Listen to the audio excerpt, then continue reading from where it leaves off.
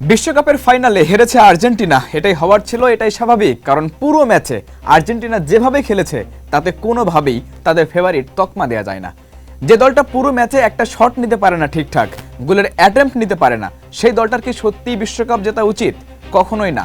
ভাগ্য বিধাতাও তাই এদিন আর্জেন্টিনার দিকে আর ফিরে তাকায়নি। ম্যাচের পরিসংখ্যান বলছে প্রথম হাফে স্পেন পাস খেলেছে 300-র বেশি, যার মধ্যে 90% ছিল অ্যাকুরেট পাস। অন্যদিকে প্রথমার্ধে আর্জেন্টিনার পাসিং সংখ্যা 200-রও কম, অ্যাকুরেট পাসিং রেটটা 80%-এরও নিচে।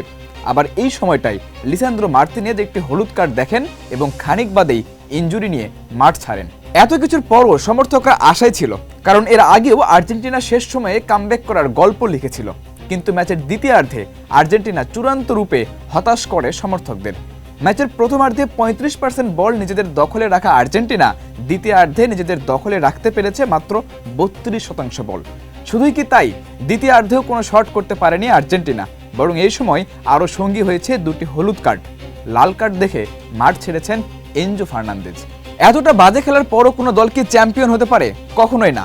আর্জেন্টিনাও পারেনি, বরং অতিরিক্ত সময়ে 106 মিনিটে গোল হজম করেছে লিওনেল মেসি বাহিনী। দুর্দান্ত গোলে ম্যাচে এগিয়ে যায় স্পেন। এরপর অবশ্য আর্জেন্টিনা দারুণ কিছু অ্যাটাক করেছে, কিন্তু স্পেনের রক্ষণ ভাঙার জন্য তা মোটেও যথেষ্ট ছিল না। সবশেষে তাই বলাই যায়, একেবারে যোগ্য দল হিসেবে 16 বছর পর বিশ্বকাপের চ্যাম্পিয়ন হলো স্পেন। এর আগে 2010 সালে স্পেনের প্রথম শিরোপা জয়ের ফাইনালেও একমাত্র গোলটি এসেছিল এই অতিরিক্ত 30 মিনিটে গিয়েই। এবারও সেটিরই পুনরাবৃত্তি হলো। তাই তো ফেরান তোরেস, লামিনে ইয়ামালদের এই স্পেনকে অভিনন্দন জানাতেই হয়। অভিনন্দন স্পেন।